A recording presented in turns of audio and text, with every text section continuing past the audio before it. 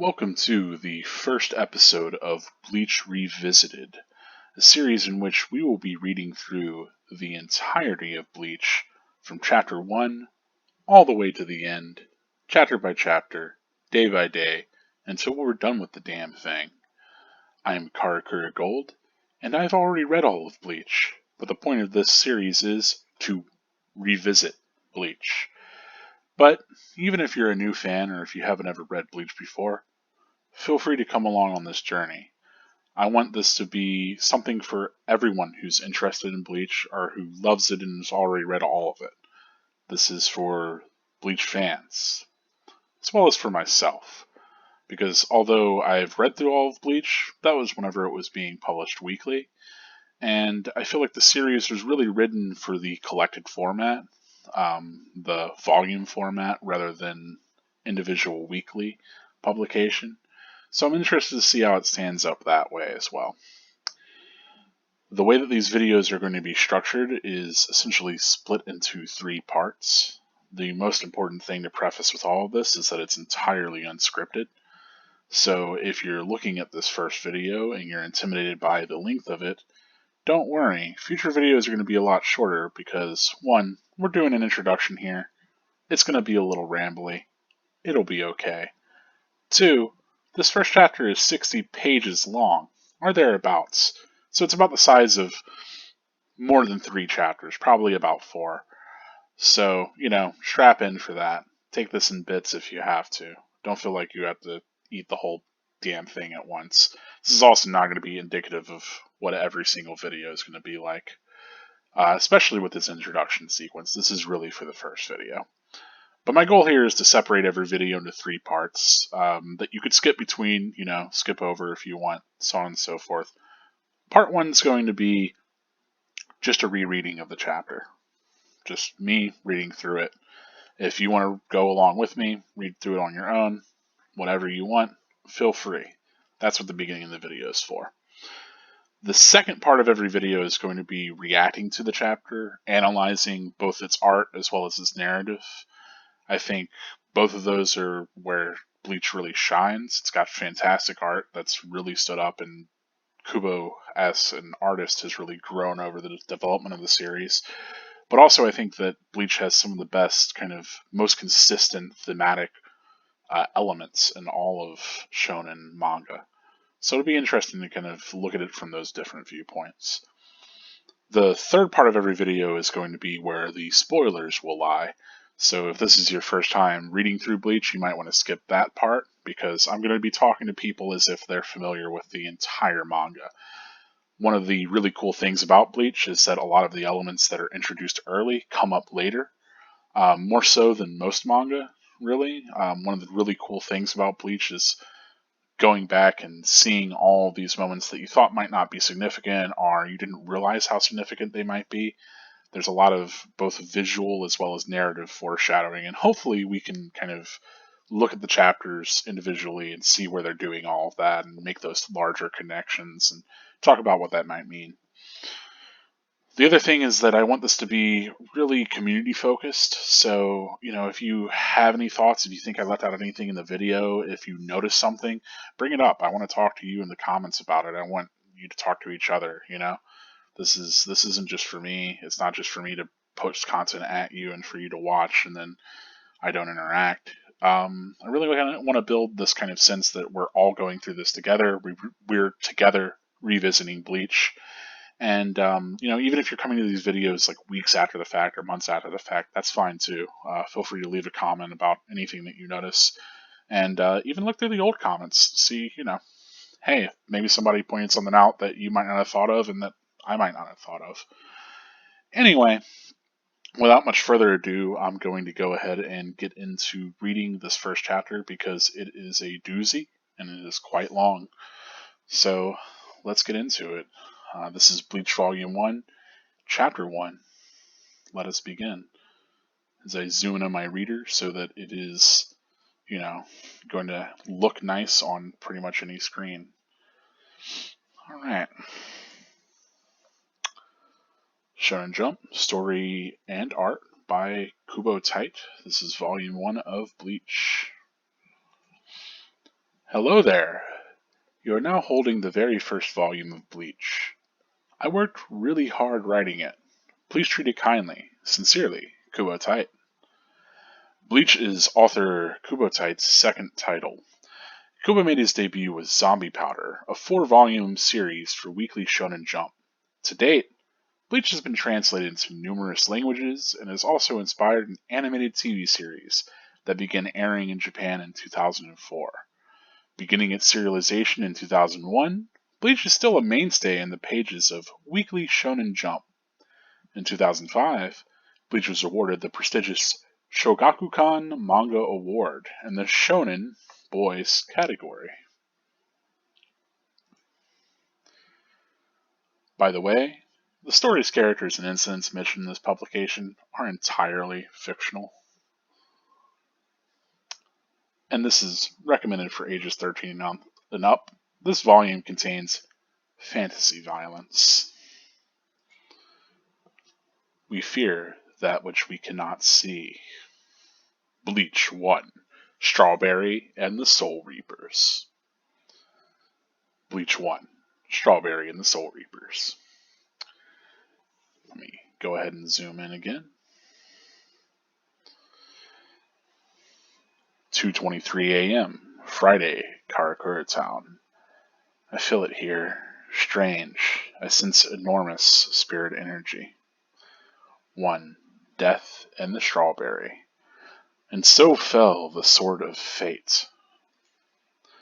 Bleach, Chapter 1, Death and the Strawberry.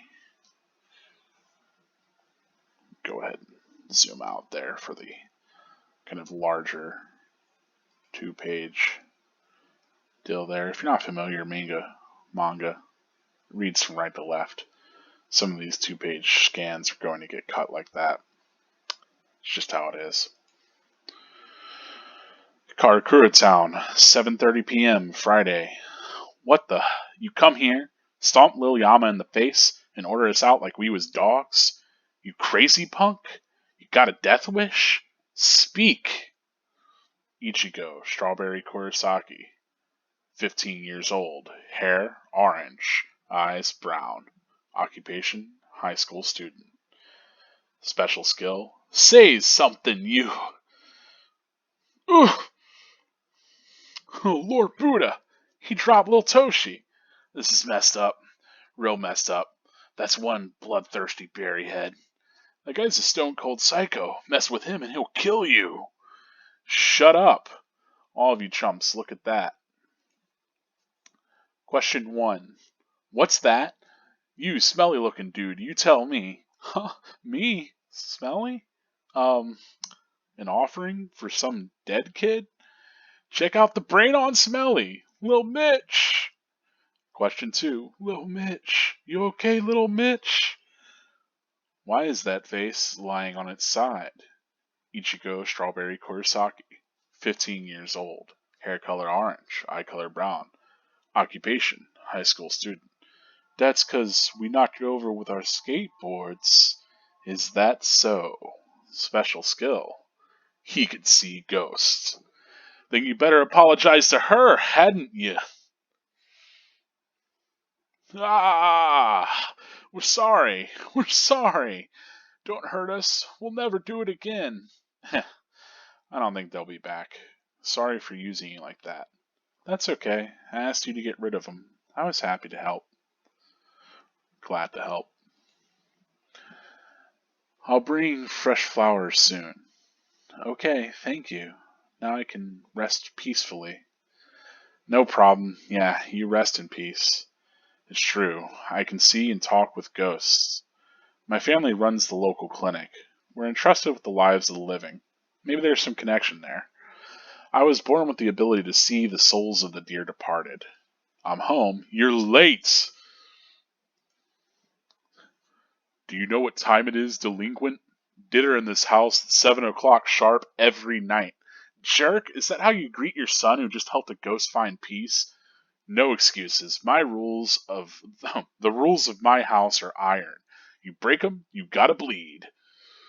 Or maybe you want to rub it in my face that you can see ghosts and I can't. Why can't I have the gift? Why? Shut up! I didn't ask for it. Please stop fighting. Dinner's getting cold. Let them fight, Yuzu. Leaves more for us. Your rules are way too strict. Decent fathers don't make their teenage sons home by 5 or 7 p.m. Whoa. Ichigo, I think you have a new friend haunting you. Hey. Jeez, when did you... I exercise one and another latches onto me. Crap! He sees them, talks to them, touches them, and channels them. A quadruple threat. Must be a pain, Strawberry, to be in such high demand. But you know, we're bound to be a little envious of you, Ichigo. They're just blurry shapes to me. I'd love to see one clearly. Not me. I don't believe in ghosts. Huh? But you see them too, Karen. Only Daddy can't. Dummy. I'm in denial. If I refuse to believe them, it's like they don't exist. So here's my latest plan. Want to flirt with ghosts while being caressed by the first breeze of summer? A limited engagement for the month of May. The Karuizawa Ghost Clinic. Oh, picnic. Ooh, I'm really stumbling over these. Sorry. Damn it, Karen. Cherry Blossom watching was last month, right? You're not making money off of my grief. I'm not a freak show. You dropped your guard. For real, I've been able to see ghosts as long as I can remember. I see the dead as well as I see the living. So, oh, Ichigo, that's it, I'm going to bed. He left. It's your fault, Dad. What'd I do? Ichigo's been under a lot of pressure lately. He told me more ghosts have been haunting him. More ghosts than ever have been haunting him. He's fed up. What? He talks about stuff like that with you? I'll take some supper up to his room later. That boy, why doesn't he come to me with his problems? Are you serious? I wouldn't bring my problems to you either. You're over 40, yet possess the emotional maturity of a preschooler. Oh, Mother, maybe it's because they've hit puberty, but our daughters treat me like dirt. What should I do? First, take down that stupid memorial picture. The existence of soul reapers. Jeez, why is my family so weird? A black swallowtail butterfly. Where'd it come from? Had never crossed my mind. What the...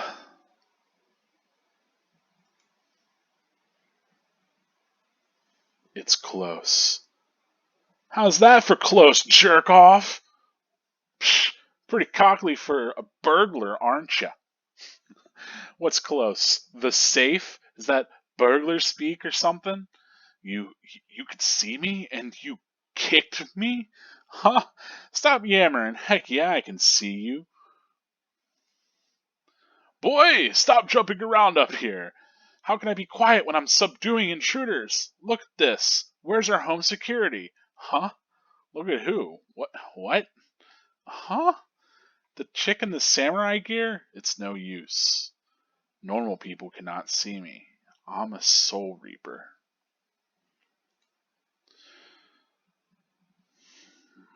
Near much spirit energy nearby.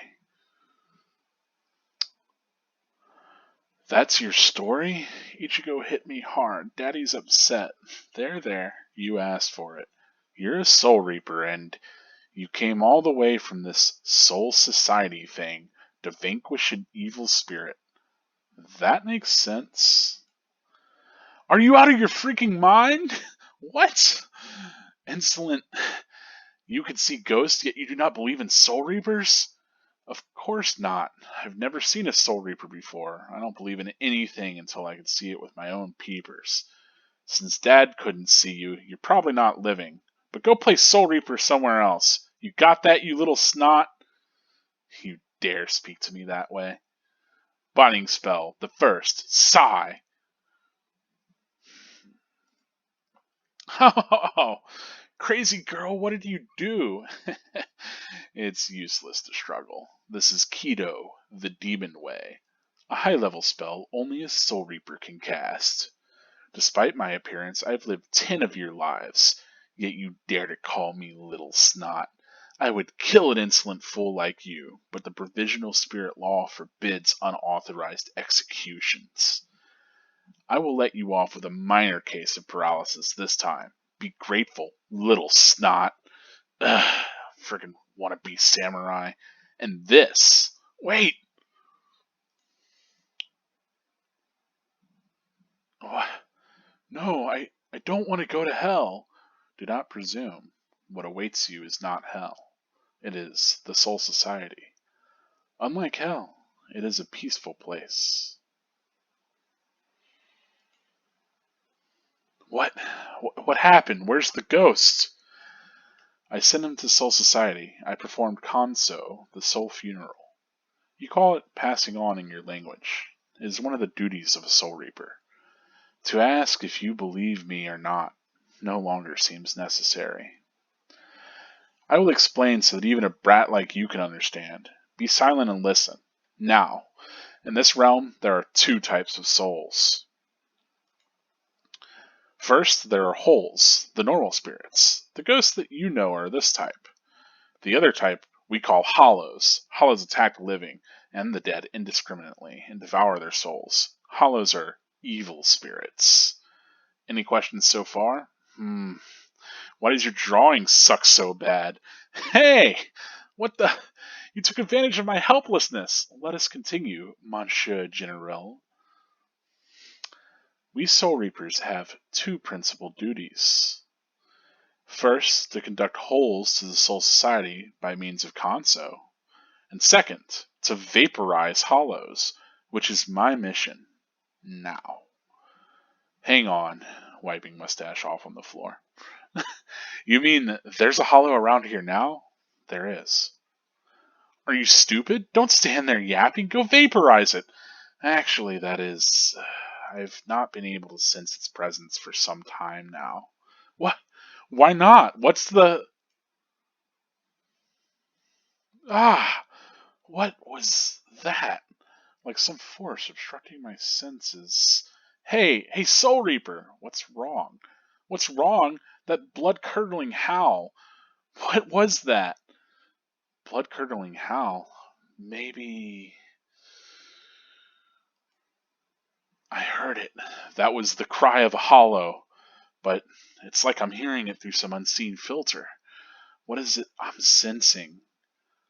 But how could this one have heard the howl before I sensed it? Ah! That was Yuzu! Hey, where are you going? That horrible noise was the howl of a hollow?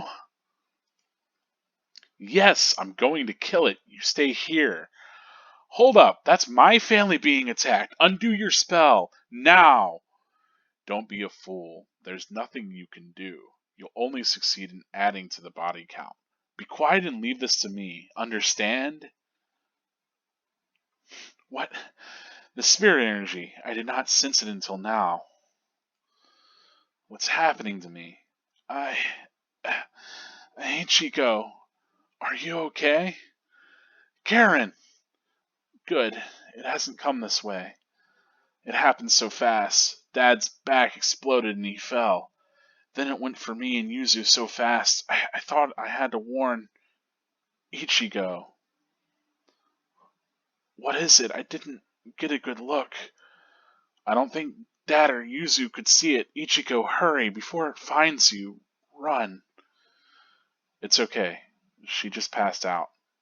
Stop! What are you doing? Stop! No human strength is enough to break the Kido. If you force it, your soul will... Impossible. He broke the Kido by his own power? That cannot be. Wait! What is he? Yuzu! Dad!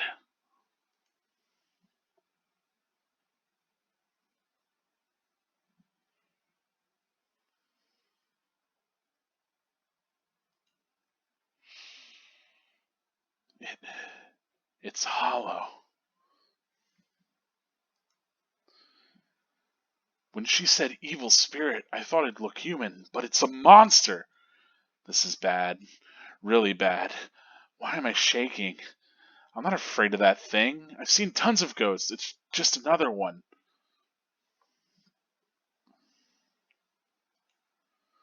Yuzu! Ichigo.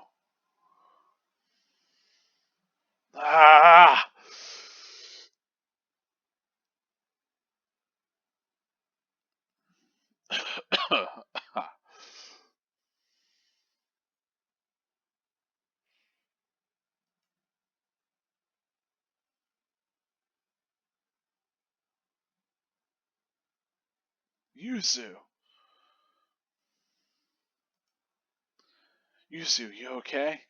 Stay calm, boy. The Hollow has not eaten any of your family's souls yet. It hasn't? Not even the soul of your father who lies on the floor. Wait, you said that the Hollows attack people to eat their souls, so why'd that thing attack my family? Hollows are drawn to high levels of spirit energy, but they also attack opportunistically. What's that mean? I've never known a human who could see a Soul Reaper, or break a binding spell before. I'd never heard of a human with so much spirit energy. I believe he was looking for you. What? He was after me? All this was because of me? My dad's dying over there. Karen and Yuzu bleeding. All of this. Wait, that's not what I meant.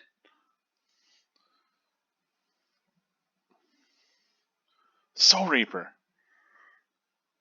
I've had enough of you.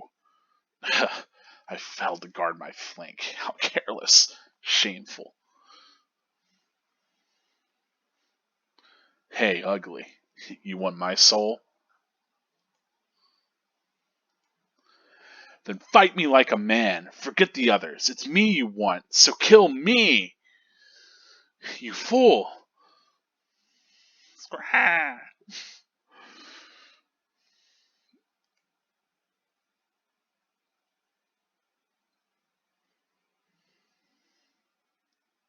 What? Soul Reaper! You fool. Fool.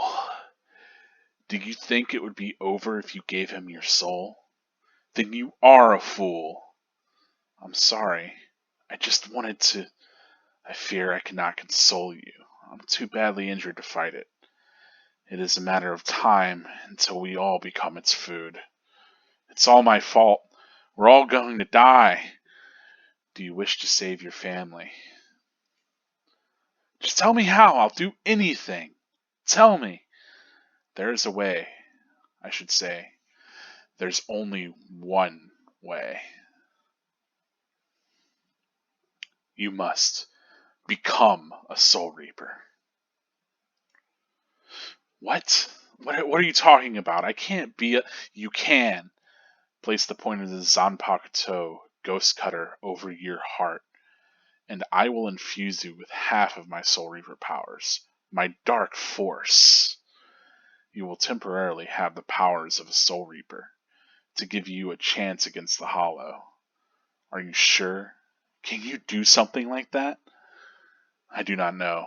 Perhaps your soul is so powerful, but the chances of success is low, and if we fail, you die. But there's no other way, nor time to ponder it. Ichigo. Where are you? Ichigo. Yuzu. Is she having a bad dream? Don't come. Danger. Run. Ichigo. This is so bad. My sisters. Worrying about me when they were in danger. To consider my own safety now, I'd have to be a real punk to do that. Give me the sword, Soul Reaper. We'll try your plan. Not Soul Reaper.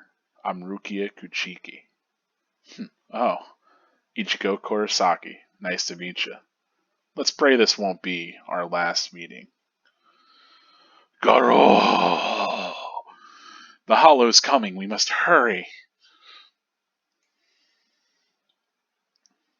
Ready? Yes.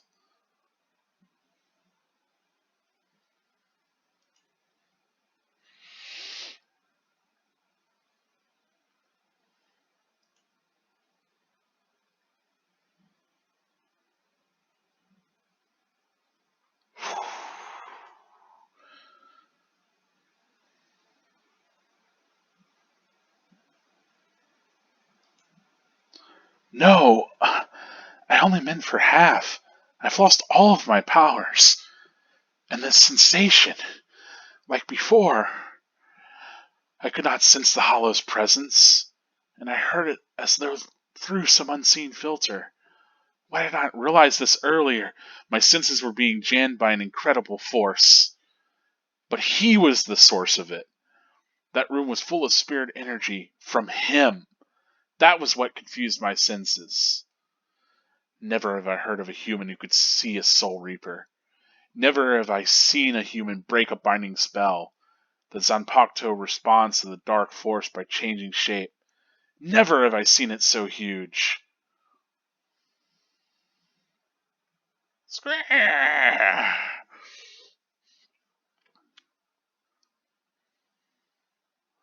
That's for attacking my family, you fish-faced freak!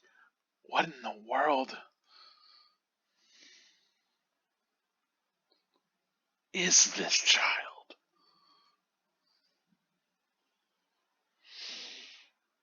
Ichigo Strawberry Kurosaki, 15 years old, hair orange, eyes brown, occupation high school student / soul reaper.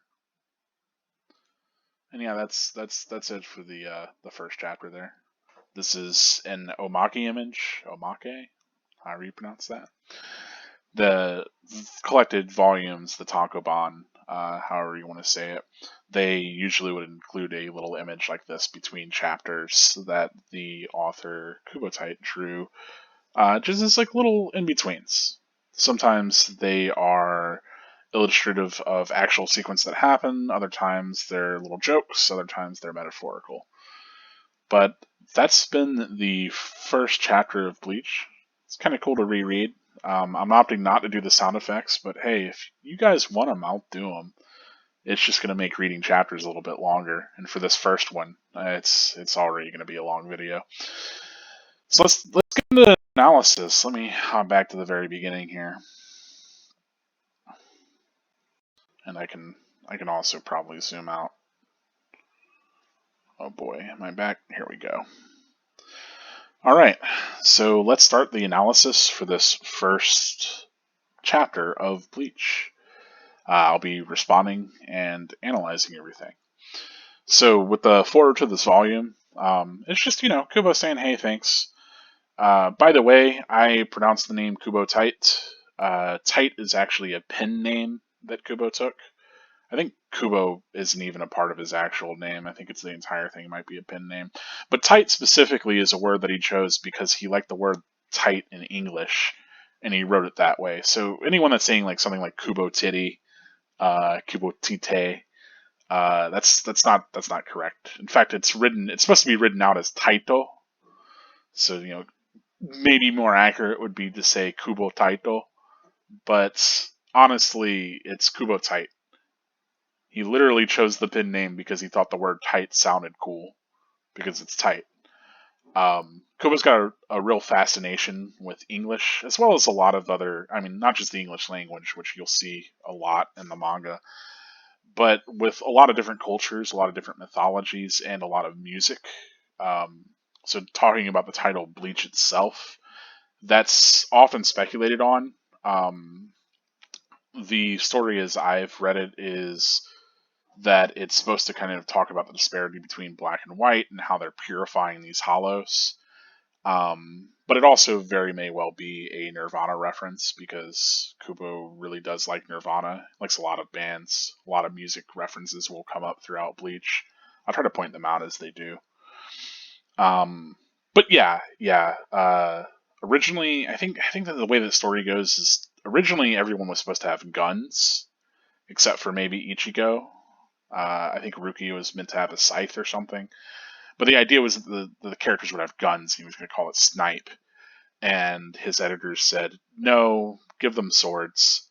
They maybe rejected a draft or something, said swords are better. And so whenever he rewrote it with swords, he couldn't use the title Snipe anymore. I don't know if that's valid or not. I remember reading that. Who knows? But anyway, I'll always say Kubo Tight. I will always also say Bleach in all capitals whenever I write Bleach. I say Bleach, write Bleach in all capitals. I know it's pretty inconsistently written here, but if you go to Wikipedia and you search Bleach in all capitals, it brings you to the manga page. You search it with lower cases, that's the cleaning product. So anywhere Here, Bleach is all capitals. That's how it's published. That's how it's written. That's the way that I'm going to write it. Kind of interesting in this moment that I am making this this reading and response. Bleach is still in the pages of Shonen Jump. It doesn't show it weekly, but you know, they're still publishing it. Anyway, getting on to it. Every chapter also is going to start off with, or I guess every volume is going to start off with these little character poems. Typically, they usually give a little bit of insight into specific characters, or kind of what's going on here. This is the "We fear that which we cannot see," reference to, I believe, a Lovecraft quote, which is about the deepest and darkest fear of mankind being that of the unknown. So, talking about the kind of nature of what antagonists will exist within Bleach, right? Those that we cannot see. This is about fighting ghosts. It's about doing battle with hollows, at least at the beginning. Then there's, a little bit more that goes on. We'll get there. Yeah, so, all the strawberry reference stuff, it's because Ichigo, if you're not familiar, Ichigo is another word for strawberry in Japanese. Also, Ichigo himself has bleached hair, or at the very least his hair is supposed to look bleached, which maybe bleach comes from that. It doesn't. But, the idea, he's called a berry head in the beginning here. I think this is kind of interesting. We get Rukia. This is really cool. This is the first time that we see her before we even see Ichigo in the manga proper. She appears, so, we can maybe intuit that Rukia is our protagonist, but really it's Ichigo. But it is cool that she is the first one to appear, along with one of these hell butterflies, which will be more important. Also, the crescent moon, very important image in Bleach. That's going to come up a lot more as the series progresses. But, yeah, I don't know exactly how I should do those spreads. There's going to be some really cool spreads in Bleach, and the fact that I can't get them all on one page maybe bothers me a little. Immediately, we get that introduction to Ichigo.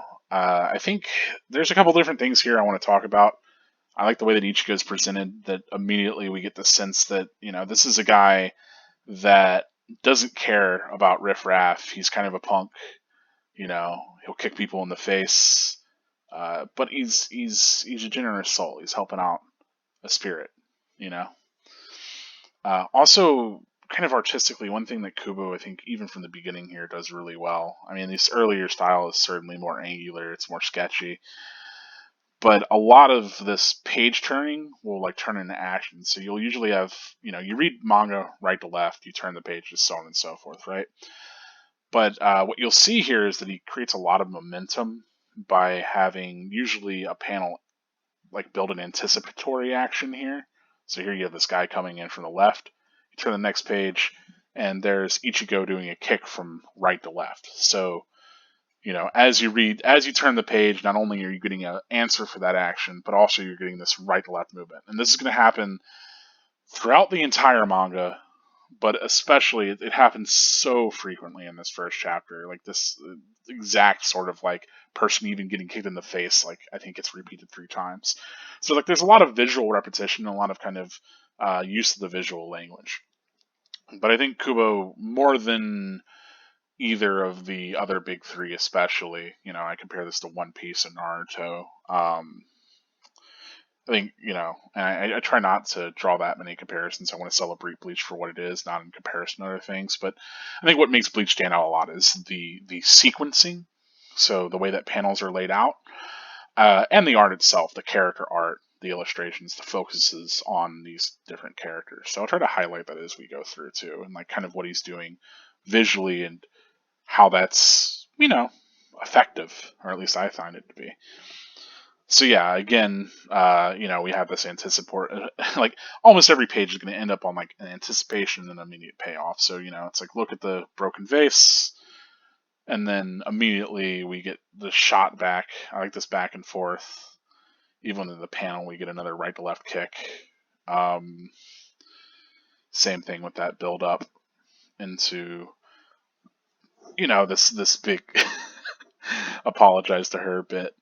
I love the shading here. I mean, it's definitely sketchy by Kubo's later standards, but fantastic to illustrate Ichigo as this kind of character that's able to play these different roles, right? So you can be like ridiculous and over the top, as well as kind of like a chill guy at times too. Also, here's a spirit that's all bloody. Bleach gets heavily censored in the anime. If your only familiarity is the anime, you're in for a ride. This girl's head gets lopped off later, you know. Um, but yeah, yeah. This is our first introduction to the Kurosaki Clinic. Um, Ichigo's dad, immediately spin kicks him as he shows up. Kind of cool thing, the fact that Ichigo works at like a clinic, or at least his family is tied into this local clinic. They run the clinic. That can be easily forgotten, but I think it's really important, kind of in the larger narrative, and it's something to kind of keep in mind as we continue to read through. Is that that's like where he's coming from, right? He's been around death his entire life. But yeah, uh, again, talking about you read that right to left interaction. Here it comes to the end of a page, but we still have that build up into payoff into next page. We have this huge conflict, but it's pretty quickly resolved. Yuzu and Karen are cute. I always have a difficulty differentiating between the two. I think Karen's the one with the dark hair, but they're usually presented as like a pair. Um, but yeah. Notably, the point is brought up that not everybody can see ghosts, and later on, not everybody, especially not everybody, can see hollows. So this is Bleach is kind of interesting in that it starts by kind of assuming that this is a world that's our world, right? Um, and it becomes a little bit harder to follow that and track that as the series goes on, I think, and we'll talk about that then. But it's interesting that it starts as kind of like an alternate world, like where it's like, okay, well, ghosts exist. That's the only thing that you really buy into. It's like, okay, what if ghosts exist? And here's the world of Bleach, but otherwise it's our world. So you can read it as such. You don't have to buy into any other conceits. Um, One kind of thing that I don't think works here is like the whole interspersed internal narration. I think mostly because like it starts off here and you get this internal bit that comes up way at the end. I think it's way better handled in the anime, notably. At the very least, like just the visual indicators work a little bit better. But you get the special ability, he can see ghosts, and then we immediately get Ichigo talking in this space where he's like, "It's true, I can see and talk with ghosts." So like it switches from narrator to Ichigo, and then he's in these square text boxes to kind of indicate that it's like him narrating now, sort of. But then, we get a little bit more of that. But I think just the way that it's split. So like, we get the "so it" here, but then there's so much dialogue before we get the existence of Soul Reapers. This kind of uh, interpanel like narration, I don't think Kubo ever does that again. I don't think it works especially well here, especially like I said, switching from narrator to Ichigo. I mean, it's cool. Maybe it works for some of you. Other big thing we get shown, Ichigo's mom's dead. It's a memorial picture. Mizaki. She's wonderful, and she's gone, which maybe also flavors these characters' lives. They've had to deal with, just this crazy, ridiculous father figure and a absent mother because she's passed away. We get the first time that Ichigo has seen Rukia, and I love that it's given like a bit of reverence. So a lot of what Kubo likes to do with the art is for like important character moments, a lot of focus is given to that character. Like this is practically a full page. We get Ichigo's reaction first, then the flip of what he sees, which is, here's Rukia. She's immediately in his room on the table. I think the butterfly is exiting through a hole in the wall. Assumably not in there, but, supernaturally there. And yeah, that cut into a close up too is fantastic. Like we see her at a distance, immediate close up to her face. She's not even giving Ichigo any time of day. But yeah, a lot of the criticism that Bleach received whenever it was being published was that Kubotai didn't really do much with the setting or the backgrounds. I don't think that's fair criticism. I think that it fails to acknowledge kind of one of the most important things that he's doing with the art is really trying to bring the characters like all the way forward. So if there were like all these posters and things lining the wall right here, if there was more going on in the background, I think it would just clutter this moment, you know? Like the important thing here is, hey, there's this woman in samurai like outfit that showed up in his room all of a sudden. This is both Ichigo's first time and our first time getting, like, both of us are getting a clear view of this character, which, we have the irony of knowing from her showing up earlier that she's here on kind of an important mission, fate, something's going on. But Ichigo doesn't. He just sees this other person. So I love that, we immediately get this set up.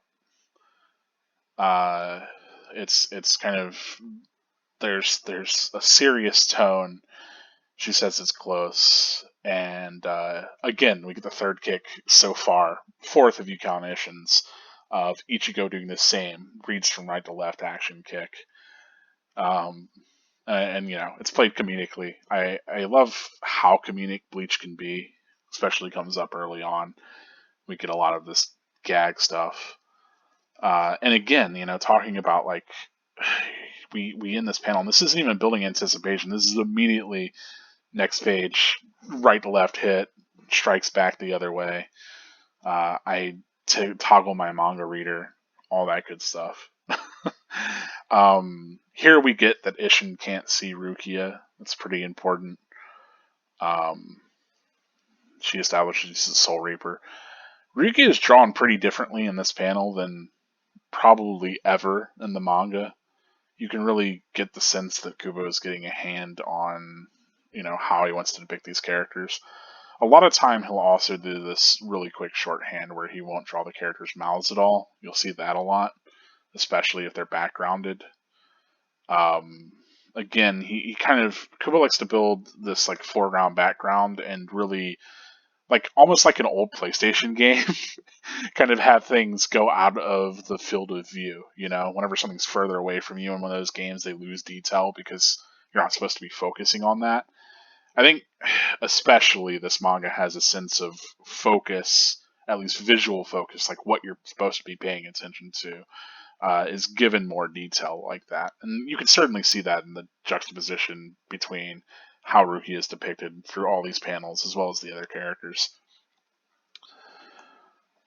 But yeah, here we get our first holo. This is a holo called Fishbone D. I don't know if the holo names ever come up in the manga. They've all got names. All the characters have names, of course. I think data books eventually reveal them. But anyway, this guy's name's Fishbone D. He's a holo. He's the first holo in the series that we see. Also, has completely devoured that girl from earlier. Her head hits the floor. Pretty gruesome stuff. Gets away with it by cutting it with the panel. That's something that we'll see used visually as well to get away with a lot more gore than he probably should have gotten away with in 2004 Shonen Jump. But at times, you really get the sense that he's trying to write a horror manga. And maybe he should sometime, though Bleach is more about just kind of badass characters doing badass stuff. Again, right to left action used as a gag. Same here. He gets constricted. And here's where we get to some kind of interesting translation decisions that I'm curious to see where Viz goes with this in the long run, because I know at the end of the series, there are certain terms that just get used a lot and maybe get used differently. So, like, Keto stays as Keto. You'll always see Keto. The Demon Way, I don't think is a term I'm familiar with at all, even having read all of Bleach. So I feel like that term maybe gets changed. This is still the first chapter, so I think the people translating it didn't really have a handle on a lot of these terms that would eventually come to be used a ton. But yeah, Soul Reaper interchangeable with Shinigami. you'll see that, of course. Zanpakuto, their swords, you'll see interchangeable with, Soul Cutter or Soul Edge. Usually Soul Cutter, Spirit Cutter, something like that. I like that Rukia here kind of insists that, yeah, she's 10 of his lives. Ichigo, notably at the beginning of the manga, I believe he is 15, which is also another pun. So Ichi and Go are individually, it's 1 and 5. Ichi being 1, Go being 5 in Japanese. So, the fact that he's 15, he also had 15 on his door. I think there's like whenever he slams into his room, you can see that. So it's a name pun. Also, oh boy, it also lets his sisters call him Ichi Ni-san, which means like it's a shortening of his name down to Ichi, but like big brother Ichigo. But at the same time, it's a pun for 1, 2, 3. So, shonen manga, usually characters have silly pun names. It happens here too. There's silliness going on in Bleach. Characters aren't named after vegetables, but we're getting there. We still have fun here. But yes, Rukia has lived at least 10 of his lives, so she's at least 150. And that kind of triggers her to be called and batted around, even though she's smaller than Ichigo. Kind of insight here about like there's a provisional spirit law that forbids unauthorized executions. So 1, there are authorized executions. 2, she would kill him if she could over an insult, and decides to bind him with a spell that might destroy his soul if he tries to break out of it. So, man, even though she does show up and say that Shinigami are supposed to be kind of helping out the spirits and be helpful in their nature, Rukia is pretty severe in this first chapter. Here we get her performing a kanso. So kind of cool, using the hilt of the sword, the handle, the pommel of it. That's the correct word. To provide the kanso. So instead of the part that damages someone, the blade, it's the opposite side. But both send spirits to Soul Society. So it's kind of cool that the blade is a whole. Both sides of it are used for spirits. One side for what are called the holes are translated otherwise pluses. And then the other side used for hollows. As I originally read it, it was pluses and hollows. I don't know if holes is a great translation for pluses, but it is what it is. But yes, domes him on the head. He goes to Soul Society. It's a restful place. It's the afterlife within this universe, it seems. And the kind of cool thing here that's easy to miss is that as she sends this guy off, 2 of these butterflies kind of seem to fly out of the void that he is sent into. So we can assume that maybe that's kind of what happens, is that these butterflies come from whenever a Shinigami kind of has some kind of connection to Soul Society. If they're sitting someone there or coming back. Regardless, they're instantly emblematic of Soul Society. And again, here you get, complete background fade to get just the character art. You'll see that a lot. And yeah, we get to find out that Rukia's art is pretty bad. That's the joke. It's not good art. Also, I don't know that Monsieur General really works as a joke. He's Monsieur Mustache, maybe? I don't know. I think it's funny that she drew a mustache on him. I also like this little tiny chibi Rukia with her art. You'll get more of that later. It's a constant. Another strange translation decision is vaporizing hollows. What's kind of important is that the Shinigami don't completely eradicate the hollow. They purify its soul. And this will come up in later chapters. It becomes more important as it goes along. But they purify it, so it's not like they're condemning it or destroying it or whatever. They're still sending it to Soul Society. It's just that the means of doing it is through defeating it with their Soul Reaper, their Zanpakuto, their sword. So here, Ichigo's spiritual pressure is able to kind of engulf the room. She's not able to sense its presence. I think they use another weird translation here that comes up.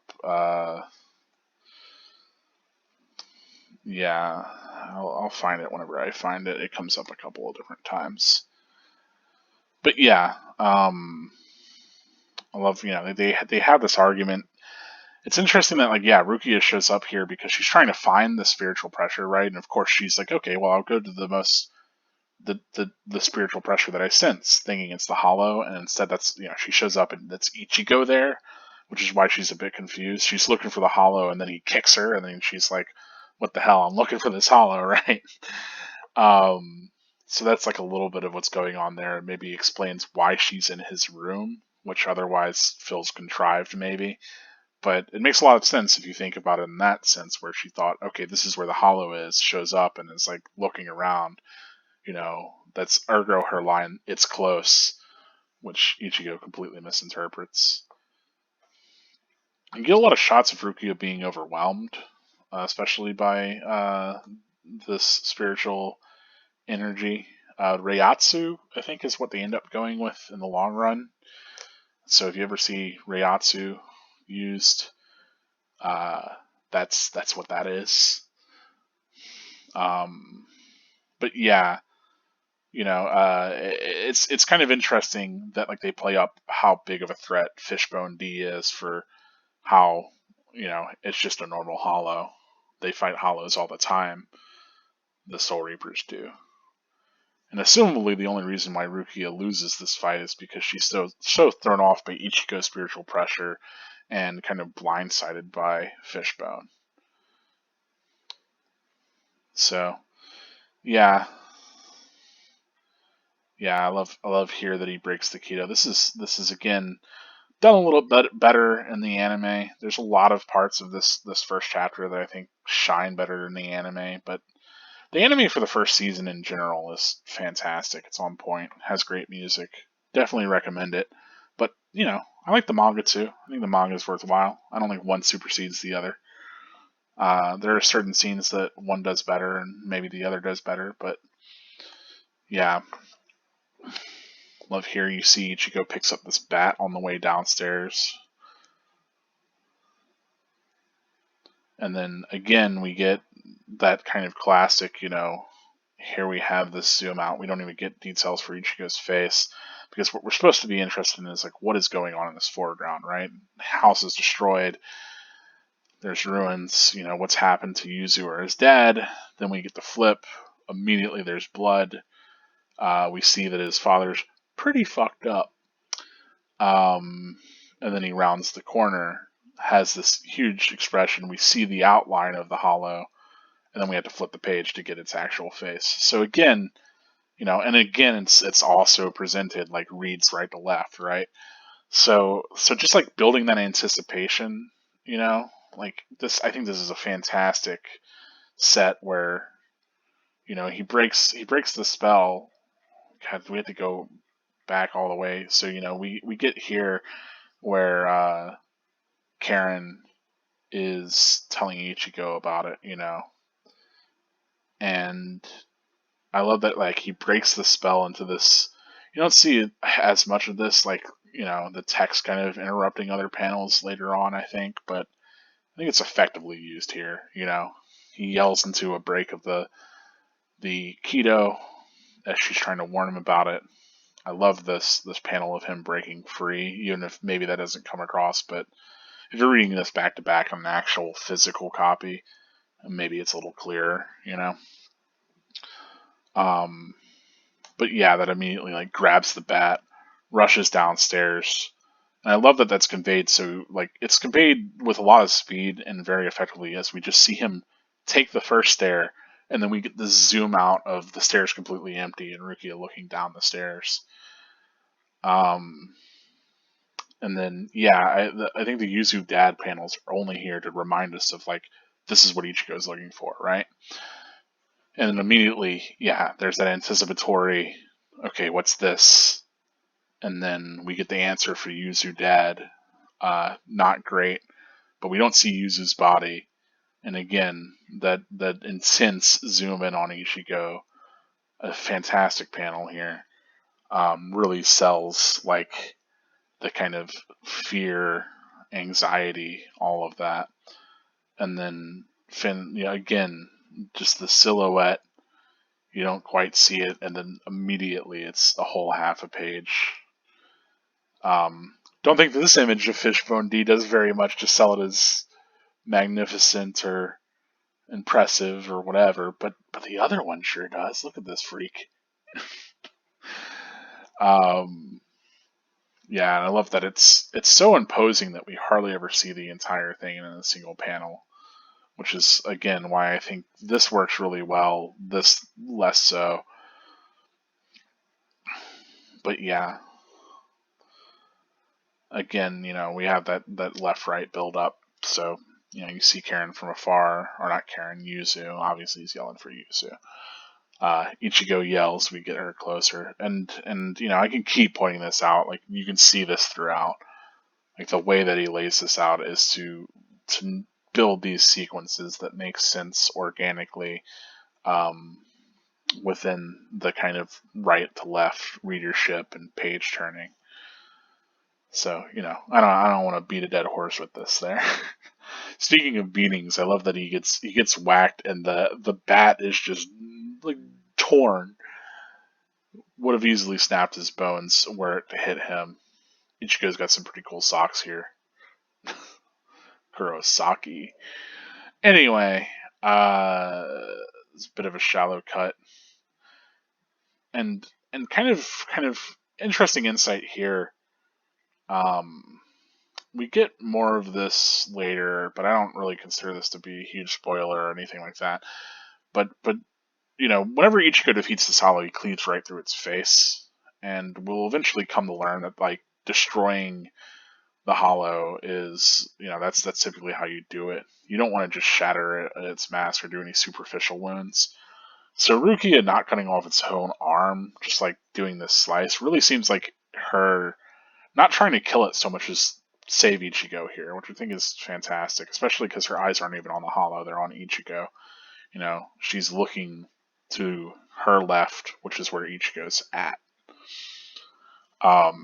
And that's even more imparted here by his look, her look back at him. We've already built up that sort of look at and then, flip camera kind of perspective flipping the other way, right? That A-B sort of thing.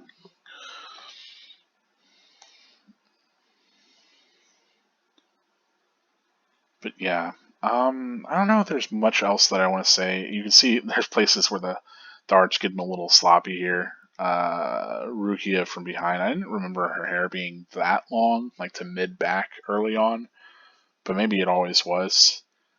I'm used to kind of a little bit more of a bob, but she's got these really long kind of back of the hair sort of tails hanging down.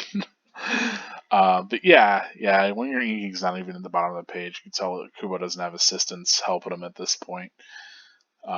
Especially with like this kind of refrain of this image clearly drawn from the same model that she's using in this panel. But otherwise, there's a lot of great parts of the art here. As much as we could point out shortcomings, I think overall for a first chapter or something, does a great job. But yeah, we get this back and forth about, the Hollow's trying to find Ichigo, trying to consume the strongest spirit here. That's what they do. And so maybe you get the sense that, like, the fact that Ichigo's been able to see spirits and the fact that all these things are happening around him, it's because he's got this spiritual pressure, right? Because he's got this high kind of spirit energy. Maybe he's more of a nexus for these things to happen. So it's curious why, like, Hollows haven't attacked him yet. But I think this being the inciting incident, it works well enough. And here Rukia gets way too carried away. He gets knocked away. And I love that the antagonistic action, it happens left to right. So much of the character action ends up right to left, but as we get action here from the Hollow, it reads left to right because it's this force that's invading our typical space, right?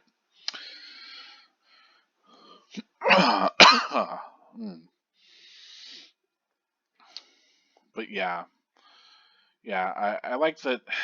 This is again really selling the protagonists. I love that in the first, just like without any superpowers, Ichigo has no reason to be this confident in himself right here.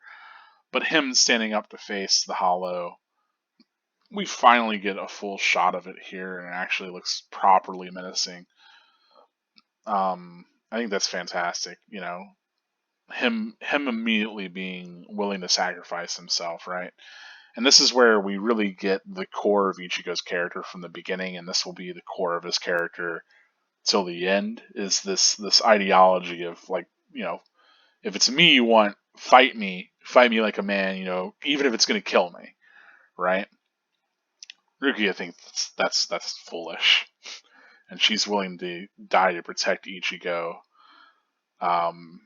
Because he doesn't have power. Why is he saying this, right? But yeah, I love that. She's talking from such this position of like, what do you think you do without power? Like she doesn't believe in maybe even taking these sorts of like crazy gambits, right? Like why would she stand up to something more powerful than her? Like that's foolish. I think that's really important takeaway here is like getting that, like that's kind of her mentality, that she thinks that like if somebody has more power than you, then standing up against them is futile. That maybe there's got to be some other way of resistance, but just like outright fight like what Ichigo's looking to do, that's stupid. She calls him a fool like 4 times within these 2 pages. But yeah, the other big thing is, she asks Ichigo if he wants to save his family, and that's the other thing, is that he'll do anything, right? Kind of important here to note, easy to overlook, is that the scabbard and like the hilt, all of it, the whole design of all of the Zanpakuto are really important to pay attention to. They tell you a lot about the character. Here we get, we have the sort of yin yang deal going on. I mean, maybe early on, I don't know how much Kubo put thought into these designs, but I like to believe that there's some thought there. Rukia being this person that's supposed to establish this balance between how spirits are handled, right? That maybe like there's a give and take to her character, certainly, right? As she gives Ichigo her powers. But yeah, Dark Force was the thing I was looking for earlier. That's a strange translation note. My Dark Force. I believe, again, that's supposed to be Reiatsu, or their spiritual power. So that she's going to give half of her Soul Reaper powers, half of her Reiatsu, or Reishi, even, which is just like the spiritual, energy of a thing. But I think her Reiatsu, that she's going to impart half of it on him by stabbing him with her Zanpakuto. And so he'll temporarily, again, pretty important, he's going to just temporarily have the powers of the Soul Reaper. And chances are that he'll die, but, this Hollow's going to kill them all anyway. And at the end of the day, like, Ichigo has this real, like, why would I consider my own safety in this sort of situation? I have to be an idiot or like a real punk, right? Like he has this real strong sense of not just justice, but protectiveness. He wants to protect his family. He wants to protect the people that he cares about. That's Ichigo's whole shtick. He's willing to stand up against any sort of threat that would put themselves between him and his family, or him or the people that he loves. I think that's, we talk about character, like dynamics and what's important to a character, what drives a main character. Ichigo gets a lot of flack usually for being this kind of reactionary character. A lot of people say, which I don't think is a bad thing on its own. People say that like it's you know oh, that's bad writing. He's reactionary. He doesn't drive the plot with his own actions. But I think it's a little bit more realistic to be reactionary, especially in real life, right? This is not a high fantasy series, at least from the onset. It's urban.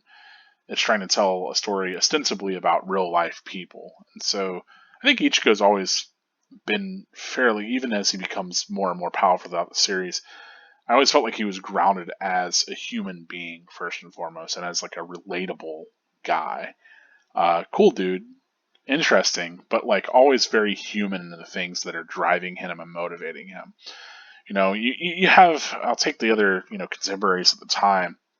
You have people that want to be like the best at something. Like I want to be the number one ninja, the Hokage, right, from Naruto, or I want to be the greatest pirate ever and find the One Piece. And like these are goals that are societal, like in nature, right? It's like I want to be the number one and have this position, and they usually stand in for pretty human things. Like I want people to recognize me and see me in like a position of glory. Or within One Piece, it's like I want to live a very free life and essentially not have to want for anything, right? But that's not how they're presented. They're presented as like I've got to be the very best, and I think that's unrealistic. I don't know that a lot of people ever say I want to be the very best at something. Like whenever you started a new job, you don't go, "Ah, man, I'm here to be the CEO." Like you're just trying to get by. You're just trying to like provide for yourself and the people you care about, and that's Ichigo. And I think that's way more realistic and relatable. Is that he's faced with a threat, and he's like, okay, I've got to stand up against that. Even if he doesn't have the power to, even if other people don't believe in him, because it's threatening him and the people that he loves, the people that he cares about, his family, especially in this beginning part. So I think that's super important. Is that he's not striving to some societal standard. He's striving towards his personal moral beliefs, like who he is and what he personally cares about through his lived connection. Something like Hokage or Pirate King, those aren't personal connections. Those are status symbols. Those are achievements. It's not the sort of thing that naturally someone yearns for. It's hard to identify with a character that wants to be the greatest ninja of all time, right? You could say that's cool.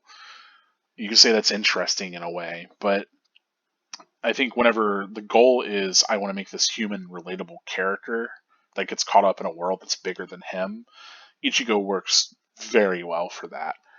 And initially his enemies here are going to be these very big, like natural threats, right? These hollows that are just these forces of nature that exist. They are evil spirits, but really they're corrupted spirits, right? They're not you know it's not like they're like schemingly evil or anything. They are creatures that hunger for spirits and must devour them. They're as primal a threat as you can get. It's like a big old bear, right? And so whenever the series starts, Ichigo is confronted with, okay, there is a natural threat against people that you care about. You're going to stand against that, right? And that develops as the series goes on. That becomes more nuanced. But it starts from Ichigo being this person that's willing to stand up to these great threats, like a predator, like a person with a weapon, like like a hollow, like something that's just like this large imposing force. And I think a lot of us can maybe relate to being in a situation where somebody was stronger than us and threatened us. If you haven't ever been in a situation like that, bless you. But a lot of people get bullied, a lot of people get knocked around, a lot of people have to deal with the fact that stronger, more intimidating people are just going to try to force them into something or another, right? Or trying to kind of impose upon them. And Ichigo's like, fuck that, right? He's going to stand against it even if he ends up dead because of it. So that's pretty cool. That's pretty punk. We get a little bit more of that from Ichigo, that he's this character that really stands for himself and stands for others. And I love that. I mean, that's fantastic. I mean, that's the core of the character, and we get it as early here as chapter 1, where, he's not considering his own safety. That would be selfish, right? Like, he, he cares about, like, his family, which are literally dying here. And I think most people would be in that position. At least that's what we see as admirable. That's like human to think, like, oh yeah, that's what I ideally would want to do. It just makes sense. You would think of yourself as a coward if you ran away, even if that might be more pragmatic. But yeah, I like Ichigo being kind of cool here, praying that it won't be their last meeting. I also like Rukia finally breaking from, I'm not Soul Reaper, I'm Rukia. So we get that moment of kind of softness from her, where she finally like earns a little bit of respect, maybe, for Ichigo, as she sees that he's willing to stand up to these threats. At first, she's calling him like stupid for it, right? But as she realizes, okay, I can give him this power, and he doesn't even hesitate. He's like, yeah, hook me up with it, let's go. I think she starts to realize a little bit more of where Ichigo's character is, and that he's not just some brat that's gonna, be really giving her a hard time and interrupting her job. Anyway, fantastic. I mean, this entire first chapter's full of iconic bits. Getting stabbed, Ichigo, huge transformation. Love this lunge in from Fishbone D as Ichigo, then cuts his arm off. Again, another page turner. I mean, a lot of these are set up. We have this anticipation where we see him just shadowed here with the hand kind of I say decapitated, that'd be head. Dismembered. Get ready for that in Bleach. Here's the first character to lose an arm. A lot of characters are going to lose arms in Bleach. It's shorthand for a maiming, and you can get away with it in a manga. Anyway, but I love, we get this very impressive, just a little shot of Ichigo. We want to see more, and then bam, we get this huge, him in the Shuhakusho, the robes of the Soul Reaper, the dismembered arm behind him, as well as his ridiculously huge Zanpakuto, right? And I love that immediately, Rukia comments on that. She says, that she only meant to give away half her powers, but, she lost all of them. That he took all of them, right? And that she's never seen a Zanpakuto that large. And the cool thing is that it's still got the same, intentionally has the same design, because Ichigo is using Rukia's powers here, right? So the powers that he's using, is essentially hers, and so, but like, because his own, dark force, his Ryatsu, his spiritual power is so great, it changes shape, right? It remolds itself, and so with their powers combined, even though it's taking the form of what Rukia's powers are, literally, it's still his has this effect of embiggening it, because he's super powerful, right? And that's pretty cool. I mean, character with a big sword. Typical, but very cool. I love this slash here. I mean, honestly, that's almost like a perfect full panel. But, the page couples with the other of Rukia wondering, what is this child? But yeah, fantastic dynamic action. Again, right to left action as we get this cut all the way down. And then we're left at the end of the slice as the dust clears. And again, this moment I think works better in the anime, just because maybe it punctuates it better. I don't know. Let me know if you think this works in the manga as well too. This kind of recurring Ichigo Strawberry Kurosaki, occupation high school student Soul Reaper, right? That reiteration. I think it's cool, but I don't know that it visually it has the same punch that it does in the anime. But yeah, that's been largely the review of the series, or I say the series, the first chapter. A little bit of my analysis. Sorry if it gets a little prattling at times. I want to kind of have substantive things to say, but it's easy to, highlight a bunch of the same thing happening over and over. There's a lot of visual repetition. You'll get less of that in later chapters because, you don't have 60 pages to fill. But again, talking about strong character moments, here we have Ichigo front and center, landing this killing blow. But also kind of, he's got the one leg almost halfway. He's sort of exhausted after this fight even. So it's like a momentous occasion. A lot of attention is drawn to, of course, the huge sword. This is also a classic I have a huge sword pose as well. This, foreshortened or for whatever, how do you say that? Pointed at you, getting bigger. See that all the time.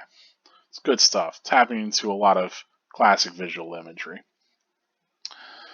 But yeah, there's a lot. I'm sure there's a lot of other visual things that I missed. Feel free to point out anything that you noticed that you feel is important or insignificant. If there's anything you want to talk about in the chapter, let me know in the comments. The third part of this video will be all spoilers, connecting this to larger things in Bleach. There's a lot in this first chapter. Obviously, we get introduced to both of our protagonists. So, if you don't want any spoilers, go ahead and, say goodbye. This is the end of the video for you. Don't watch the rest of this. There will be spoilers for a lot of Bleach. I'll be talking about stuff that hasn't happened for hundreds of chapters yet. But if you're here for that, if you want to talk about those connections or, get interested in them, here we go. So, this is the third section of the video. This is where we will be talking about how elements of this first chapter of Bleach connect to the manga writ large. So immediately, and maybe I could have pointed this out in analysis, but I love that the volume 1, his colors on the armband there match that of the Bleach logo, as well as the flames on the Bleach logo matching those of the scabbard of the sword of the Zanpakuto, which he is taken from Rukia. That fear which we cannot see line, I don't know how much that applies to Ichigo. I don't think Ichigo is a character that really lives with fear, at least at this point of his life. Obviously, he cares and worries about his family, and maybe he's lived in fear of the event that killed his mother, with the Grand Fisher. But I think it's supposed to highlight more this idea that Ichigo knows that there's this unperceptible world beyond even Ichigo's enhanced senses. He can see ghosts, right? But he doesn't know about Soul Society. He doesn't know about Hollows at this point, even though he's familiar with Grand Fisher, but he doesn't understand quite yet, right? So I think this fear which we cannot see is that even though Ichigo has this extrasensory, perception, it's these greater threats that are even beyond that perception, which cause him fear, and it's not fear for himself, but fear for the people that he cares about, right? And that maybe not being able to see these threats to his family, or not being able to see these things coming to attack them that's terrifying to think about. If your own family were threatened and you didn't even know about it, right? You knew something was coming, but you couldn't see it, you couldn't perceive it. There's a lot about perception. It's kind of interesting. Talked about the crescent moon earlier. Yeah, no surprise here. It is Ichigo heavily tied to the moon, the crescent moon, all of that imagery. So immediately getting the hell butterfly entering. I'm not sure what Rukia's this map that she's pulled out, what this is, what's going on here. If there's someone that's more just knows more about the series, go ahead and let me know in the comments, I guess. But oh boy, yeah, I'm not sure. But yeah, immediately, she's sensing the enormous spirit energy. We know it's Ichigo. Kind of interestingly, at this point, I wonder, because we get the Urahara has provided her with a gi guy that's weakening her, right? And I don't remember if it's before this point, if that explains a little bit more why she gets so trounced by Fishbone D and why she's so surprised by Ichigo's energy overwhelming her. But that would explain a few things if that were the case. We'll just have to wait until we get to that part of the manga where that gets explained, I suppose, or someone can highlight that for me. But I know, at some point, that's the whole idea, right? Is that he gives her the gi guy with the Hogekyo in it. So, the idea is that it will be sealed within her soul that way, and maybe, if I remember correctly, keep her from ever actually maybe regaining powers. It's been a while. There's a reason why I'm rereading Bleach. Here it's kind of cool. We get to see early, there's Ishida, Keigo, Tatsuki. I don't know. I don't think that's supposed to be Orihime. I think it's supposed to be one of their other friends. One of the ones that barely comes up. And then there's like an early image of what seems to be Shinji that usually gets pointed out. I think it's more that Kubo had all these designs in mind, and he liked Shinji's design and decided to use it later, rather than this being like, oh, subtle foreshadowing, Shinji's been there since chapter 1. I think it's more like, hey, I like this bowl cut guy. I'll use him later, because I realized I didn't use him early on. Similarly, I don't think this female design over here ever gets used. Whereas, yeah, there we have Orihime, Chad. I think it's Mizuro. Is that actually Mizuro? Yeah, his hair is longer later on in the series. I forgot early on it tapers off like that. I was like, I thought didn't he have more of a girl haircut? I say girl haircut. Just like longer kind of shoulder length hair. That's later on. Again, Ichigo with the 15 on his shirt. Great stuff. Talking about these larger connections, immediately we have Ichigo fighting a bunch of thugs and being quite quick about stomping the hell out of them and defeating them and standing up for these other spirits. I think just like his journal, whenever we talk about his Bankai, it's supposed to be right. He's quick, right? He's got these quick strikes. He's always had this very kind of intimate, quick to hit you fighting style. So I'm glad that continues to be the case later on in the series. Obviously, we come to learn that Ichigo took a lot of martial arts classes with Tatsuki, and eventually, he was a crybaby. Eventually, stopped doing it, but got in more street fights. But I like that there's this martial sense of Ichigo. I wish that we got a little bit more of all of his martial capabilities. After he gets Shikai and Bankai. But interesting nevertheless. Curious that this first spirit doesn't have the soul chain, right? Maybe she does. Maybe I don't. A lot of these first spirits are just like, hey, it's a ghost ass ghost. So maybe it's oversight. Maybe I'm not thinking about it. Maybe it just doesn't visualize because it's not an important part of the series. He didn't want to have that visual clutter. But there it is. I also noted that this is the girl whose head fell later, but she's only drawn with one pigtail here. I guess she has two in this next. Okay, she has two in these other ones. Maybe the sound effect is just obscuring it. It looks cut off right there, even. Anyway, yeah, she's got two.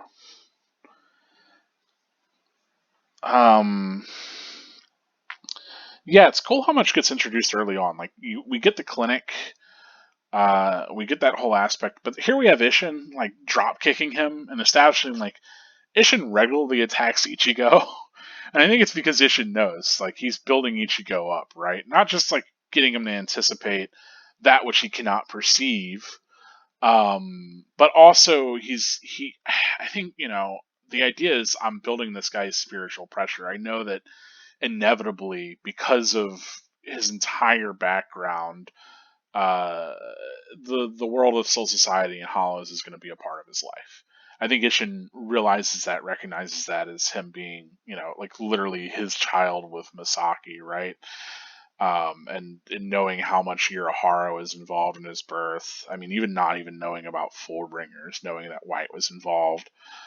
Yeah, like, Ishin for sure is giving Ichigo as intense a training course as he can, while still being in this human gig eye of his. I don't think he's acting like he doesn't see Rukia here. I think he legitimately doesn't. Though later on, there's some bits with Grand Fisher that might throw a wrench in that. I don't know if he actually sees any of the spirits. I know he talks to Khan, whatever. Um, but yeah, I like that he runs a tight ship, 7 o'clock every night. Immediately establishes. I didn't talk about this earlier, but establishes at the very least. Early on we don't have a lot of like what ends up being an overall thematic thing. Maybe this is why I didn't talk about it earlier. Is that one of the big themes of Bleach ends up being like the individual versus society, and Ichigo as like this moralistic character standing against a unjust kind of society, right? Are these unjust rules? And so in this first chapter, we do get that even from Ishin with his, like, you have to be at the house at 7 o'clock. My rules are iron. If you break them, you have to bleed.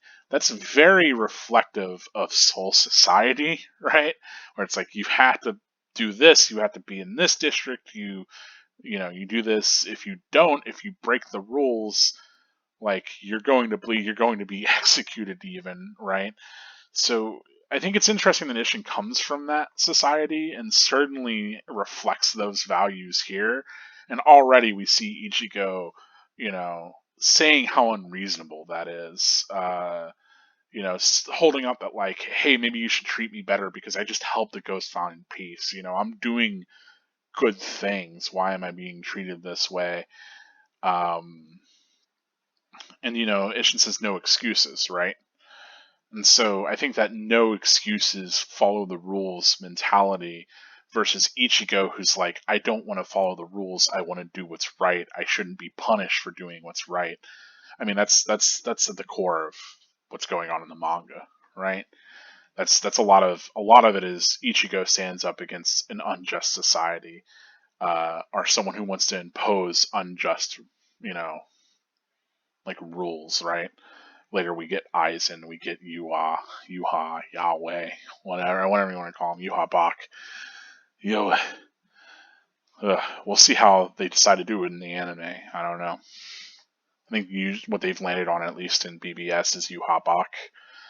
But yeah, I mean, we always have this character that represents authority in some way, shape, or form, who wants to establish himself as the seat of authority, and typically Ichigo stands against them.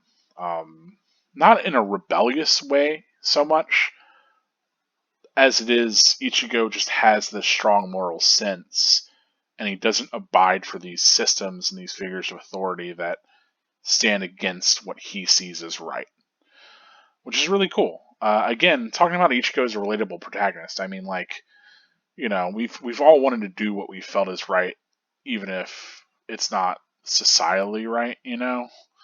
I think certainly talking about, like, working for things like civil rights or women's rights or whatever, that's all been a thing some people think of the past. But at the very least, everybody wants to kind of work towards what feels morally just or what feels right by them. And a lot of times that can be constrained by all of the rules that society puts upon us. And yeah, whenever I talk about Ichigo as a punk protagonist, it's like, we can see these enforcers of what comes across as an unjust law because it runs counter to Ichigo wanting to exemplify, like, what is moral justness, right? Like, I want to help that person out. You're not supposed to, right? That kind of thing. Anyway, sorry to go off on a huge tangent. I just think it's really cool that early on, because hollows don't really represent that. I was talking about hollows just kind of being a primal antagonistic force for Ichigo to face.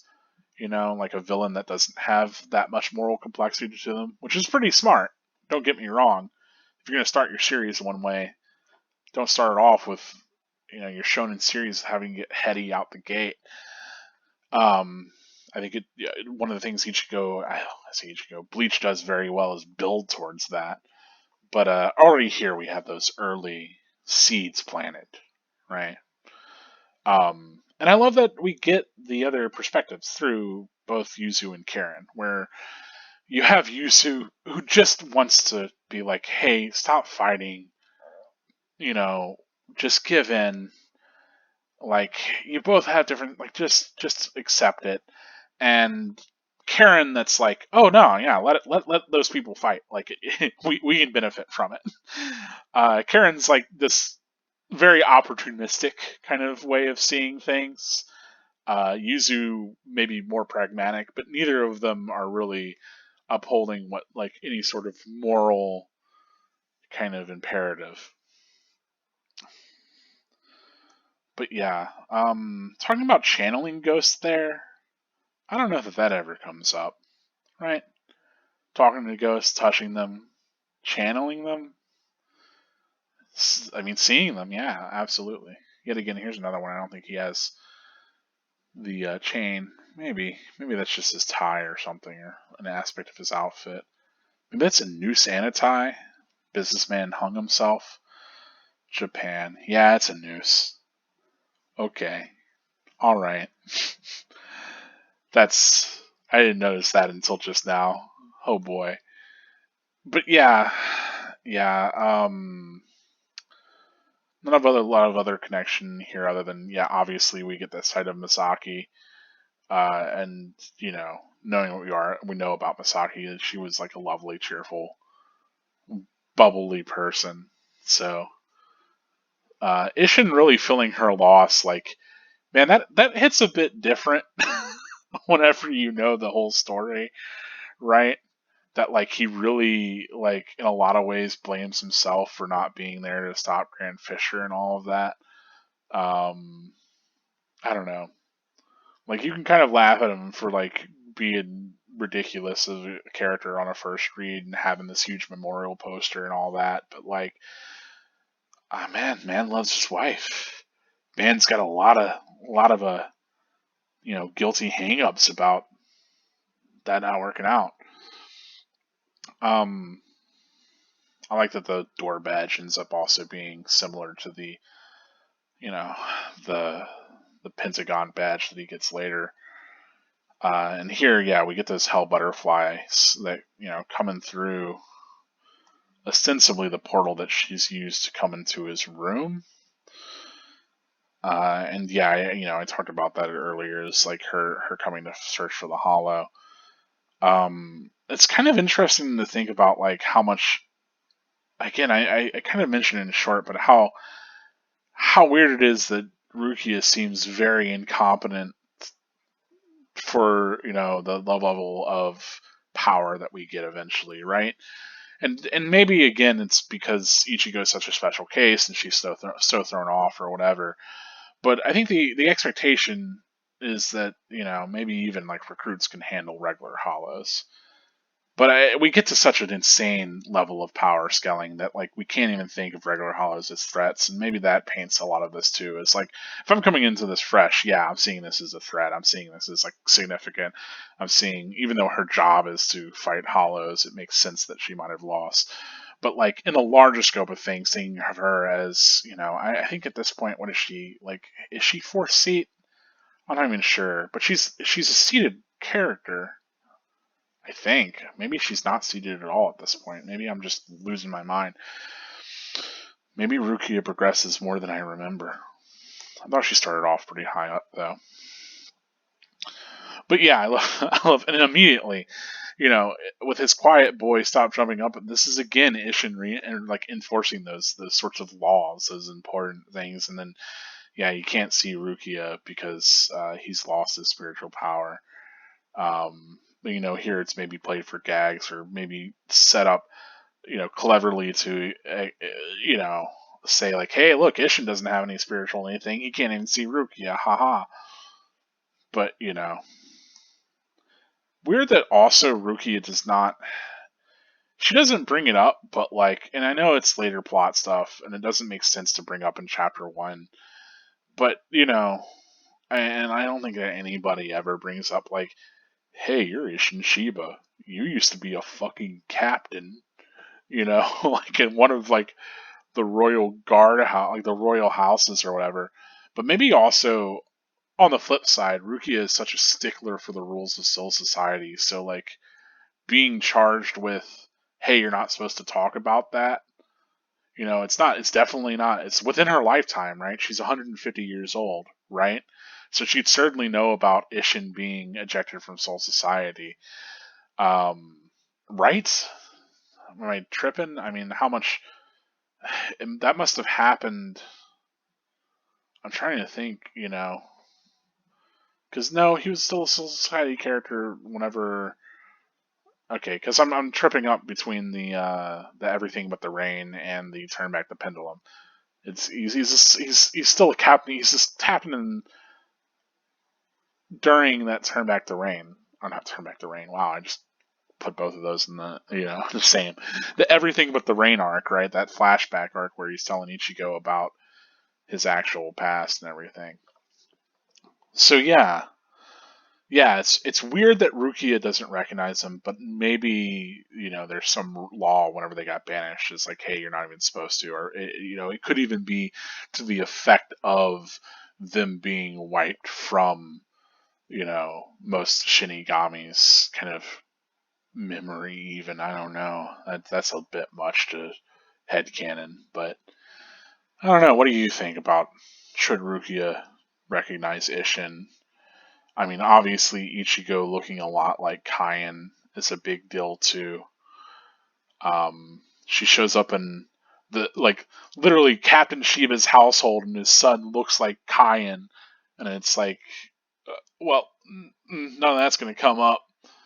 Maybe just even having a little bit more of Rukia surprised at like the way that Ichigo looks, because that's the other thing is she's so surprised, she's so overwhelmed by like everything later. You'd think that she might be like, it couldn't be. Is he him? Or like, does he have some connection to that man? Like even something subtle like that, typical anime nonsense. I think you want to talk about actual connections to larger parts of the manga. That's certainly one that would make a lot of sense. I like that we get the first Kido here. Um, you know, the Bakudo or the binding spells, right? Sai. I think it's cool. Cool to see that show up in chapter one, that we immediately get that Soul Reapers aren't just characters with swords, they also use the demon way. But no, that they're also using magic to an extent, right? And that certainly Rukia early on seems more skilled with Kido than she is with the sword. But I'm willing to also blame that on her being so thrown off by the Ichigo situation. And I mean, and honestly, if I'm thinking about headcanon it, like her kind of being thrown off by wanting to protect Ichigo because she failed to protect Kyan, even. I mean, that's a bit of a stretch, but it makes sense. Weird that she says Soul Society's a restful place is a slum, bruh. Mayuri's gonna experiment on you. Like, get out of here. Love that. Yeah, he still has the noose. I'm surprised that I didn't notice that. It's a minor detail. Um, yeah, I already talked about holes and pluses and hollows. Doop doop doop doop doo.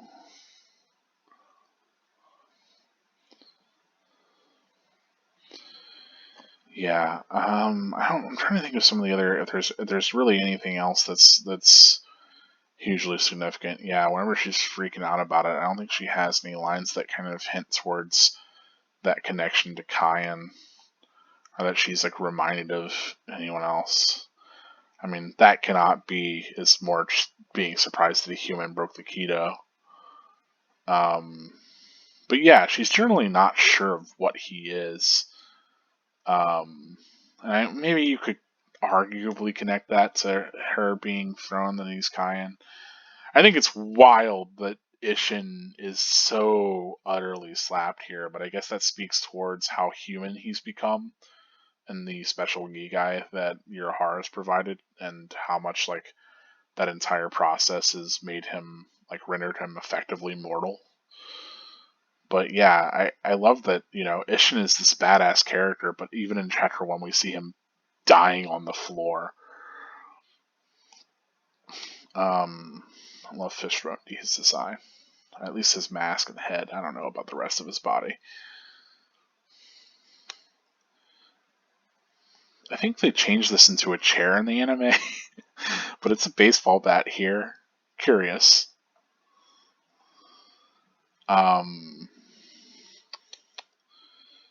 Yeah, and her looking at Ichigo, I pointed out as like her being protective of Ichigo or trying to protect him in this situation, and maybe even trying to disarm, that obviously is grabbing Yuzu, right?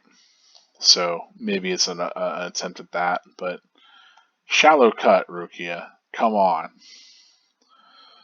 I love also, she says that he hasn't eaten any of your family souls yet. Clearly, she's familiar with this, which is a great bit. Interesting that she says not even the soul of your father who lies on the floor. Maybe that's a nod at Ishin and her kind of knowing a little bit more of what's going on with him, but that doesn't really ever come up early in the manga. I don't think Rukia ever approaches that subject or even hints towards it. We'll see. I mean, that's part of what the series is about, right? Yeah, never known any humans that could see Soul Reapers. That's some bullshit. I guess Ginjo was a substitute. I wonder, was he originally human? Am I getting that tripped up? I thought he was. Though maybe they kind of put that under the rug. But it'd be weird, right? Like, there's clearly a Soul Reaper substitute that's definitely in Soul Society, but, maybe Rukia in her life that's been fairly cloistered, right? She lived in the ghetto of Rukon district or whatnot, and otherwise has gone on to kind of be in the Kuchiki family. So maybe she's not familiar. Maybe she's been pampered from that. Maybe she doesn't know about Fullbringers or any of that.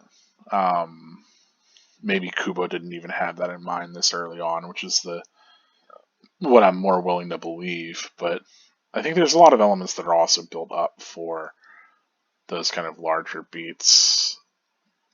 I think one big one being that, I mentioned it, but whenever they transfer the soul here, I think it's cool that like the getting stabbed, cut, over your heart, right? That there's clearly this infusion towards his like, geez, I wonder what the translation in Viz calls it, but like the soul, like his core of his soul, right?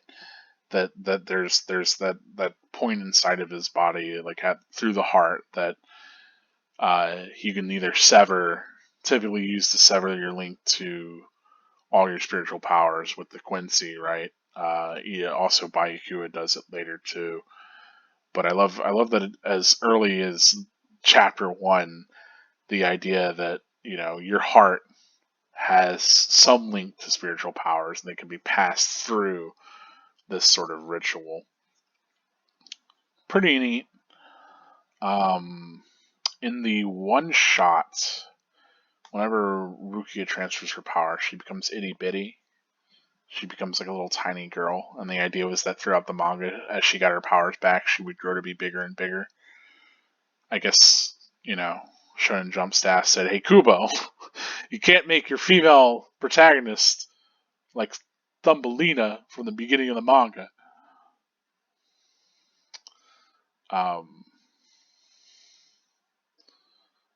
But yeah, more of Ichigo doing the right thing. Talking about Rukia growing to respect him. I think it's interesting to think about Rukia's journey from being this person that's really a servant of the society that she's in, that's really like under its thumb, in a lot of ways and feels like she owes like her life to this society and that she has to follow its rules, to seeing Ichigo as admirable and like the way to be. I think that's a cool journey for her to have, just as it's a cool journey for Ichigo to like, stand against these greater and greater odds and to kind of continue to define and exemplify those character traits that he even has from the beginning. That said, talking about how Ichigo grows, there's certainly a lot of maturity that he gains from the beginning to the end about like what he feels like his responsibilities are, as well as how he affects those around him. So, even though those traits hold the same for Ichigo throughout, and he's just kind of exemplifying his morals more and more, still an important thing. He still grows. It's not like he's just like a constant. But yeah, I'm curious if, because obviously he doesn't access his Shikai or Bankai while he's borrowing Rukia's powers. But I'm curious if it would be reflective of Rukia's or of, what is it, like Haga no Togame or whatever the name is for it. I love that she's just left in those bare white robes, which will come up later in the Soul Society arc to show, again, her powerlessness. But, yeah, especially this shot. I think it's really important that, like, Kubo's really telling you here, like, no, this is Ichigo wielding Rukia's powers. That the visual design of these blades is important, even if it's not going to come up for a while yet. I think it's cool that there is that distinction, that this isn't Ichigo's power yet.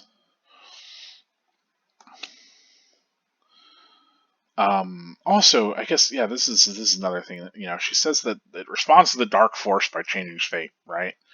To I assume Reiatsu, or a person's reishi or whatnot, their spiritual power, pressure, influence, energy, whatnot. And that she's never seen one so huge. I assume that she means in its unsealed state. We do much later get that, like, a return to this with Grand Fisher facing off against Isshin, where Isshin talks about how all the captain level Shinigami intentionally keep their Soul Reaper, their Zanpakutos, very, very small, because otherwise they'd be swinging around swords the size of a skyscraper. That's why, because Grant Fisher lasted him for having such a small sword. Har, har, har. Dick joke. But, that, like, the idea is that all of his power has been condensed. So again, I think Rukia is not marveling at, like, oh, that big sword, so therefore big power.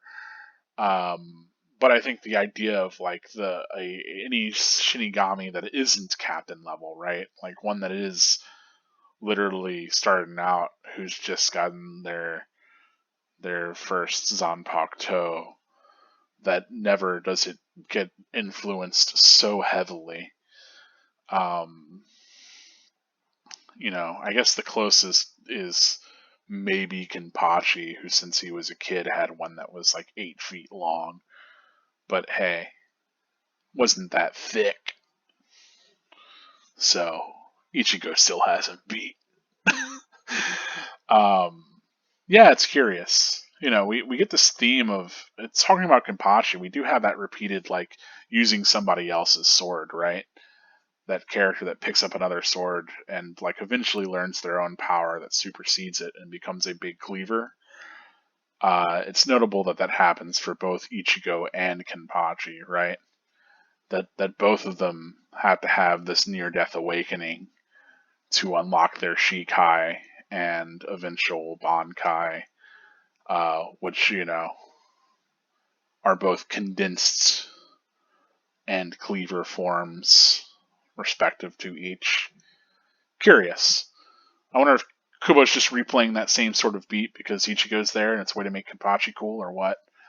I don't know. But I like that idea of, that being kind of resonant between the characters, because you usually don't think of a lot of things with Ichigo and Kenpachi being the same, right? You don't see a lot of similarities between those characters. In fact, they're presented as foils within, I think, Zombie, or whenever the chapters those are, whenever they show off and fight against each other in Soul Society. So it's neat to see those parallels instead of like that borrowed power despite having immense power within them. And that also that sort of fracturing of power, right? I mean, Ichigo doesn't literally give birth to like white or anything, but that he has all this kind of fractured power within him that he doesn't quite assume as his own until later on, and he comes into it properly. So that's another kind of interesting parallel to draw from Ichigo wielding somebody else's power and sword and still having an influence over it, but it not truly being his power. Curious. Curious for sure. A lot of those kind of like moments of thematic resonance of visual kind of motif and different things that come up like that throughout Bleach that hopefully I'll try to point out as we go on throughout the series. Again, I mentioned Ichigo doing that full destroy here of completely skewering the hollow. That being important. And then finally we get the Yamake image, right? The in between where we have Urahara showing up and Rukia just about to notice him as Ichigo lies defeated, exhausted on the floor. But I don't know that we're going to see Urahara for some chapters yet. So it's interesting to get this in the between to kind of establish that Urahara's been there the entire time. He set all this into motion,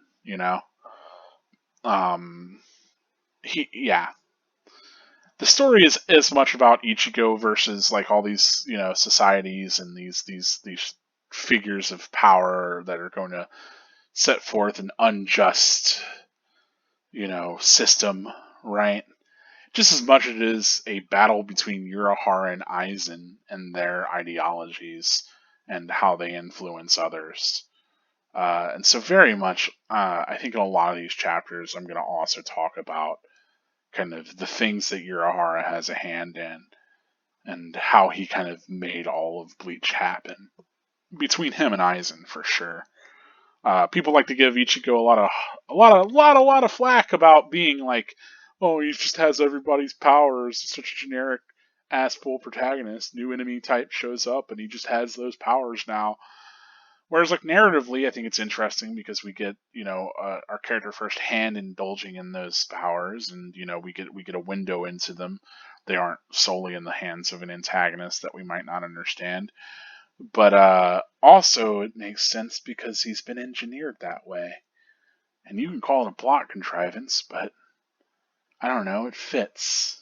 It works for me. Anyway, this video is nigh on 2 hours. Way too long. I could say way more things, too. I shouldn't. Hopefully the next video will be much shorter, because it'll only be a regular chapter's length. Thank God. We'll get there, won't we?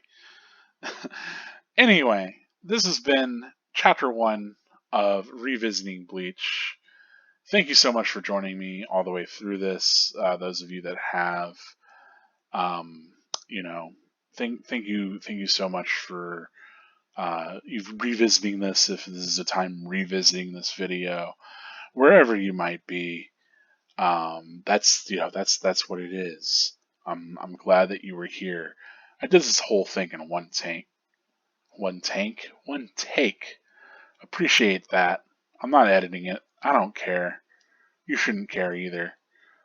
We're all here for the ride, I hope that you enjoyed this first chapter. I hope you enjoyed this commentary. I hope you enjoyed this analysis. I hope you enjoyed this retrospective, this connection to the other chapters, all of that. I'll be doing this every day. Look forward to that, I guess. Or if I've already done it all, here you go. Have fun. As always, feel free to support me on my Patreon. I do this for free. I'm never going to monetize these videos. I'm not going to roll ads on them. I don't think that's fair. But if you want to support me, if you want to donate any money to me, feel free to roll over my Patreon. There's only one subscriber tier. That single subscriber tier exists for you to donate either $1 or as many dollars as you want. It all goes to helping me make this. Maybe I'll be able to actually buy some software. Maybe I'll be able to do, more to present this in a better light. Who knows? Maybe I'll actually get to own the entire manga, as I am a poor man and can only afford to own the few volumes that I actually care about that have cool characters or battles in them. Who knows? May our fortunes all improve. But in the meantime, thank you to everybody that's watched this. Thank you to everybody that's supporting me. And never forget, spirits are always forever with you. I bungled that one, didn't I? It's my first go. Spirits are forever with you. And also, stay gold.